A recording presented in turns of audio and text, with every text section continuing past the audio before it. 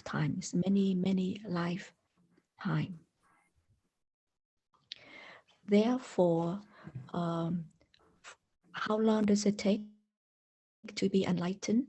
That is totally depend on the person's perfections and on how much effort that person put in. The Buddha already taught the path very clear. So if one wants to get out of the samsara, wants to get out of the cycle of life, of rebirth, then we just follow it.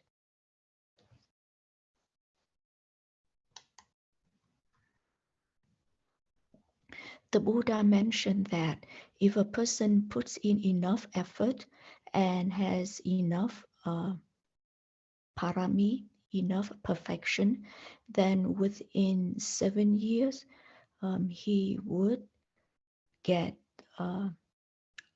to the highest stage, which is the Arahant or the non-returner, the third stage. And if your parami is less, then you can get the enlightenment in 6 years or 5 years, 4, 3, 2, 1 years.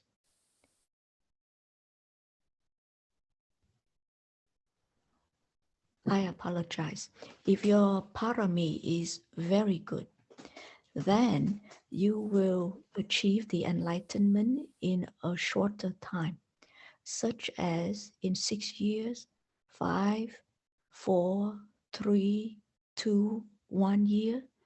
And if someone's wisdom is very sharp, is very keen, it can be shorter. Someone can be enlightened in 7 months, and then the time is reduced to 2 weeks, or it can be reduced further to 1 day, or in case of someone who has a very good parami, as soon as they hear the Buddha's preaching, they become enlightened right away. So that is totally depend on the parami perfections and on the effort. And only the Buddha knows what is your parami. No one knows. So the only thing we can do is try. We don't know our parami, our perfection, so we just try. Nowadays, there are many meditation centers, such as the Mahasi Center in Myanmar or Burma, where the practitioner can come and meditate day and night. And they have teachers in the center to guide you. So if a person practices, then for sure he will succeed. So one should not worry, just walk on the path, and it is guaranteed that the result will come. In the Path of Purification book, the Visuddhimagga, the stages of insights are classified as having 16 stages. But in the sutta, they say there are only 10. And in the Abhidhamma or the Buddhist philosophy, there are 9 stages. Even though the numbers are different, but actually they are very similar. It is only where they start counting. In the Visuddhimagga, they start counting at the insight or at the knowledge of differentiating the mind and matter. Then slowly uh, knowing the cause and effect, knowing about the three characteristics, knowing about arising and passing away, gradually up to the path and fruition. But in the Abhidhamma text, they start counting at the stage of arising and passing away. At the Mahasi Center, they go by the Visuddhimagga, which have 16 stages of insight. Different traditions have different methods of guiding people to have the awareness,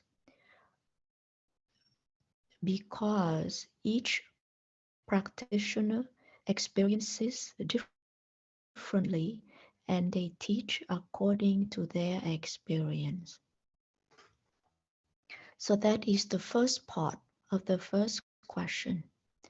The second part of question number 1 is the principles of seeing the nature of Dharma or the nature of phenomena are seeing as it is. When one starts to think, then it is wrong. And the way I understand is thinking means imagination, thinking here and there, which cover the truth. But in the Noble Eightfold Path, there is the thing called right thinking. So Bhante, would you please explain? And the teacher explained as, in the Noble Eightfold Path, it is divided into three main groups. That is the morality groups, the concentration group, and the wisdom group. But when we classify, then the right understanding comes first. So it comes such as right understanding, right view, right understanding. That is the wisdom group. And then next is the morality group, consists of right speech, right life, right speech, right action, and right livelihood. That is the morality group. And the concentration group consists of right effort, right mindfulness, and right concentration. So that is the way it is listed in the Noble Eightfold Path. But when we practice, we have to purify the morality groups, such as before this Dhamma talk, we all take the precepts in order to keep our speech and our body behaviors, actions pure. The Buddha also teach about the result of charity.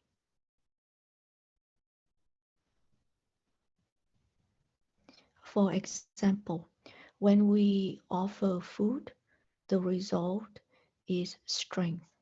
When we offer light, the result is, I will translate as wisdom because I don't have any better word, but the teachers say light. If we offer light, then it will give us light. So after we keep our precepts pure, the next is to develop concentration.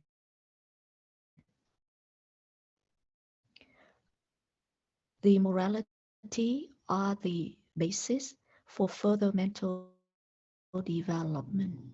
So when the precepts are good, then we will cultivate the concentration by paying attention to the object. When we have the right concentration, at that time, there is no wandering thoughts, there is no thinking here and there, because there is mindfulness, there is awareness. Then, with the mindfulness, awareness, alertness, then comes right understanding. With, with right understanding, it comes right thinking.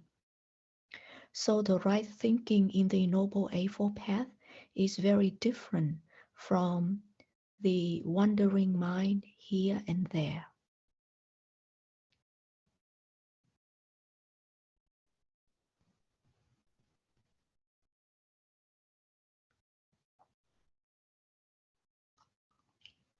When we do the wholesome things, we keep the precepts pure, then right concentration will arise. With the right concentration, there is no thinking here and there, no thinking about the past nor the future, but just the awareness of the present. And with right thinking, the practitioner can see his or her own mind. Therefore, the comments of this yogi, this practitioner say that seeing the nature of the Dharma is, as soon as when we encounter it, as soon as we see it, then we just know it as it is. Try not to have thinking, try not to think this and that. And the teacher comments that, yes, that is correct. Just see things as they are. Encounter the objects as they are. Try not to have other thinkings such as judgment, commenting. Don't do that. And this yogi keep on uh, saying, thank you very much, Bante, and I wish you always shine like a second full moon to shine the way for all beings. That is the end of the first question. Question number 2. Dear Bante, would you please explain these for me? From time to time, our family helps those in need, in difficult situations, but just a little bit. I am not sure if those helps are appropriate in terms of Dharma, because sometimes one might help those lazy bones. I personally think if one could help others to understand the correct Buddhist teaching in order to change their views for the better, then it is more beneficial. Just like helping people by teaching them to fish is the best. However, giving a fish is necessary for the person to get over the difficult time first. Then one can fish for himself later. But only a wise one would know when to do the appropriate thing. Then, should I help someone when there is the intention to help? Or should I examine whether helping in this case is appropriate or not? When I donate to the temple, my wish is for the Sangha to spread the Dharma to more people. Thank you, Bante. The comments from the teacher are, when you want to help someone, you need to think and use your own wisdom, depend on each circumstances. The the venerable, I think, the venerable Goenka told our teacher, the venerable Khippapañño, that when we want to help someone, we need to see whether it is beneficial for both. Um, in the modern term, that is a win-win situation. It is beneficial for the giver and it is beneficial for the receiver.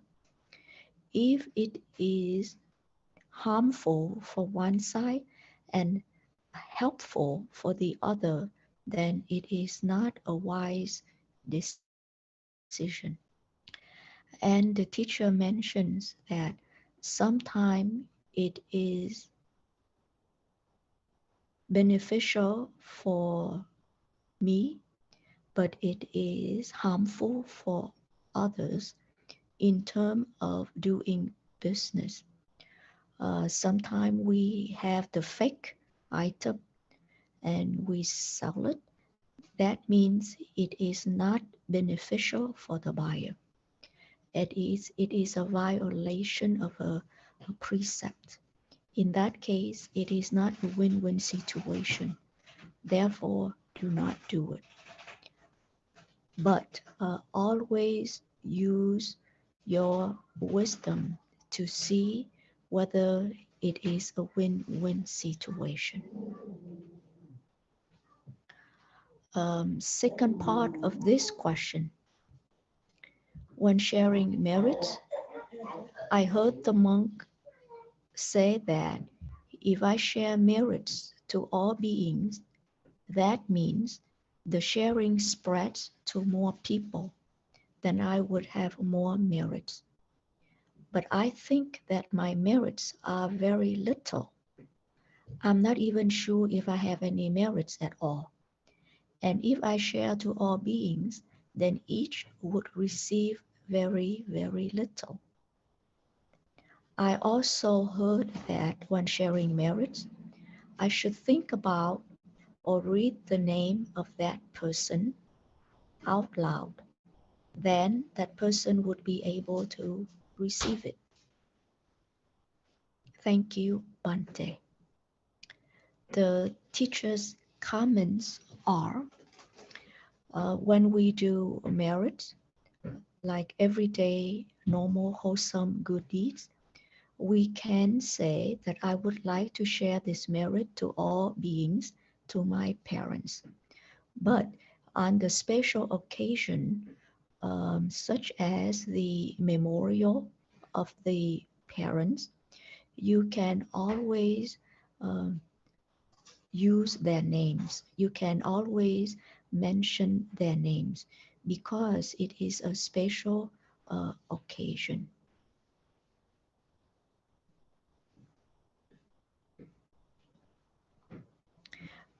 Actually, any day that your speech, your bodily behaviors, and your mind are pure, then that day is a good day and you can share merit.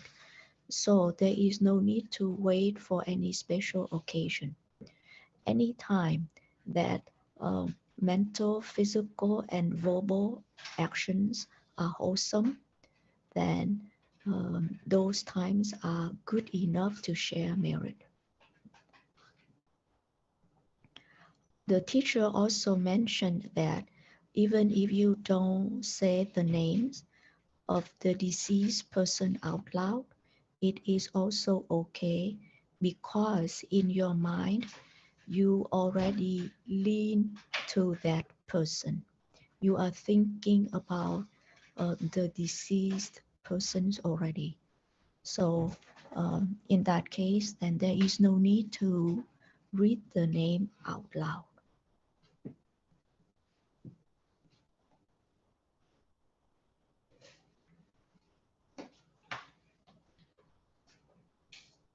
The teacher also mentioned about doing the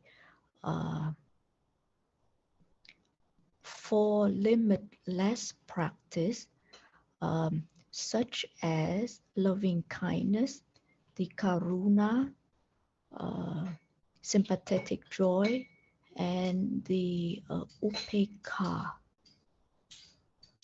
But I apologize, I could not take the notes fast enough. Question number 3. Dear Bante, are dreams the signs of the future, or are they the manifestation of all sorts of mixed thoughts, images, and scenes which have been accumulated in the subconscious? I normally do not remember my dreams. I just remember vaguely the mixed images of me at a different time in my life and space. One time in my dream, there was a Dharma talk. At that time, I usually read the books about revealing the present.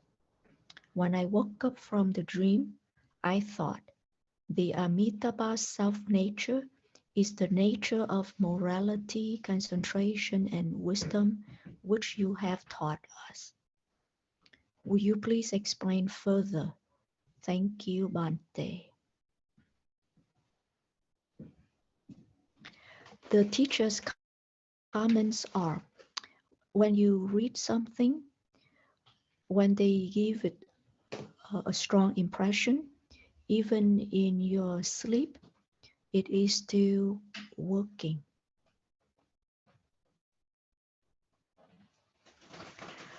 In the daily life, whatever actions that we do, we create karma. And those habitual, the daily karmas, are a very strong karma. When we meditate, the concentration in the practice is wholesome karma. And unwholesome karma, such as killing, stealing, are a very strong unwholesome karma. Such as at the Buddha's time, Devadatta, the Buddha's cousin, he did many unwholesome karma. The lady Jincha, she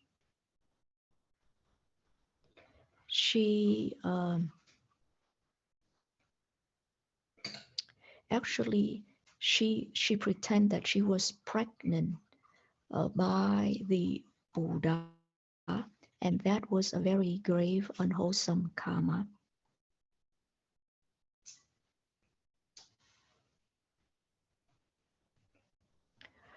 When we did karma, and before death, normally we would see signs such as the color or the images of going to the temple, or the flowers, or any images that signify when we did the wholesome karma.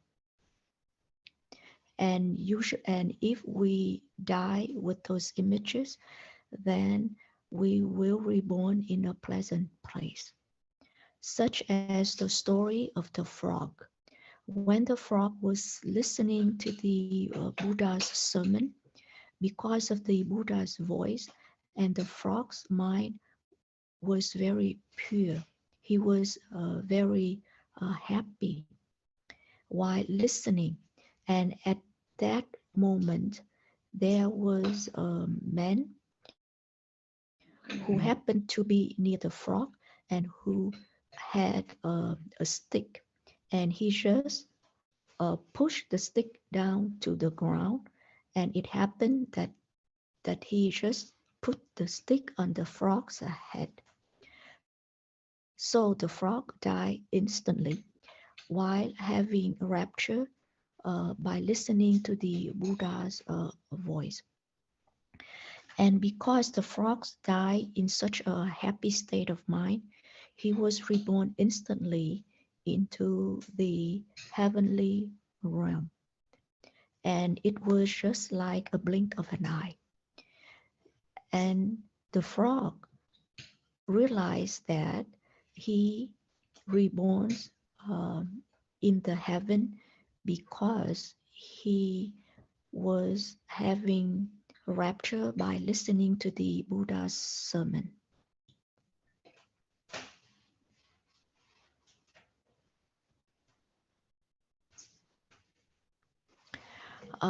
There are also some other signs. Um, if a person has some dream, and if he or she passed away, seeing the images in the dream, then uh, it will also take that person to the realm accordingly. The teacher told a story that at the Buddha's time, there was uh, one Brahma. As he was dying, people invite the monks to come over and chant. And while listening to the chanting, he saw many chariots from the sky that came to take him to the heavens. So he just told the angels that please wait, let me listen to the sermons first. That means this Brahma, this gentleman, he was seeing the signs of his next rebirth, which is the heaven, because the angels came down with the chariots to take him to the heaven.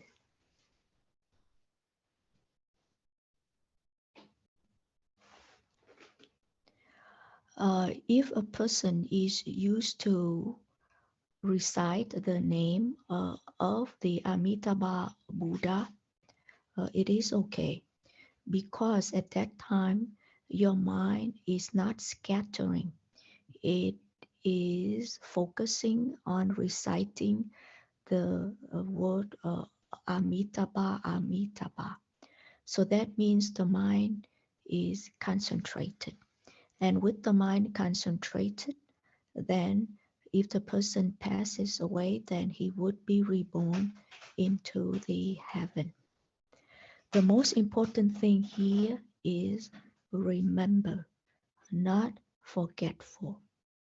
A person can remember to recite the Amitabha's name, or remember to pay attention to the in-breath, out-breath, or to remember uh, reciting about the Buddha's virtue. Whatever that you remember, as long as the remembering is wholesome, then it is okay. So with the Buddhists, that when you have the faith, then try to remember to have awareness. So that is the end of the today's Q&A. And before the teacher ends the session, he would like us to sit for a few minutes. And when we sit and pay attention to the in-breath or the out, to the in-breath and the out-breath, the mind is pure, then we can offer the practice to the Buddha. physically and verbally, they are pure already, because before this Dharma talk, we already request for the precepts, and we promise to keep them pure for the time being. So physically, verbally, they are pure already.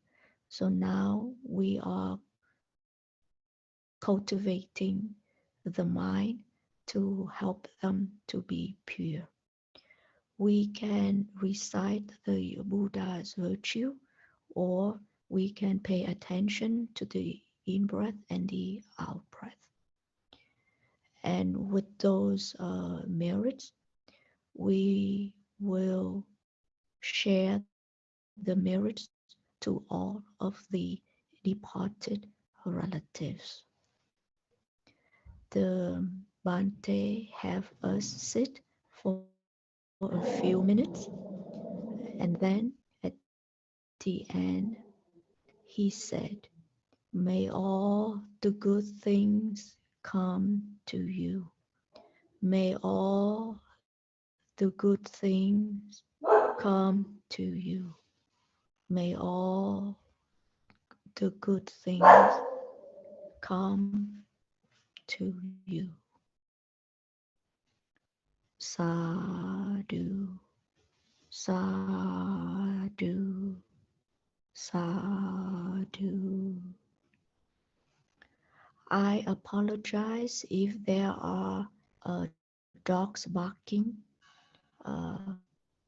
because I dog sit and the dog is a little anxious. So I apologize for that. Okay. Thank you, everyone.